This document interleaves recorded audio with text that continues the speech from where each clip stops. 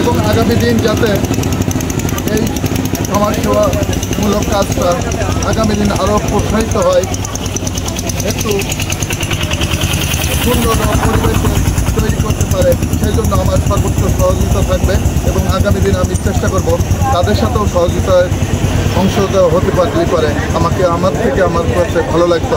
এই বলে আমি সবাইকে ধন্যবাদ জানিয়ে আমার এই কথা এখানেই শেষ করছি। আল্লাহ হাফেজ। যারা উপস্থিত আছে এবং যারা সামনে আছে সবাইকে আমার তরফ থেকে সালাম জানাই। আসসালামু আলাইকুম। যারা সমাজে অবহেলিত মানুষ, যারা ঈদ সামগ্রী ক্রয় করতে পারে না, তাদের যে সাহায্যটা দেওয়া হচ্ছে এটার পরিমাণ অল্প হলেও তাদের জন্য একটু বড় পাওয়া। সংস্থা এর যে পরিকল্পনা ওরা আমার কাছে বর্ণনা করেছে, তাতে ওদের ভবিষ্যৎ পরিকল্পনা আমি একটু ধারণা পেয়েছি। তারা এই ঈদ সামগ্রী বিতরণের মাধ্যমে তারা সীমাবদ্ধ থাকতে চাচ্ছে না। তারা প্রতি মাসে কিছু দুস্থ মানুষকে প্রতি মাসে 500 টাকা করে দেওয়ার একটা পরিকল্পনা করছে। বলছে যে মান্থলি আমরা একটা 500 টাকার ভাতা, মানে খুব অবহেলিত নিষ্পেষিত যারা অসহায় মানুষ তাদের জন্য ব্যবস্থা করছি।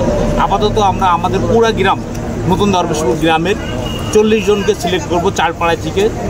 তো সেই মানুষগুলোর কাছে আমরা প্রতি মাসে 500 টাকা করে আগামী 6 মাস চালু রাখব। যেটা হচ্ছে তাদেরকে আমরা জাস্ট সম্মানী স্বরূপ দেব, তারপরে আবার আমরা এটা এক্সটেনশন করতে পারি যদি মনে করি আমাদের আউটপুট ভালো আসছে, সেটা আবার বাড়তে পারে।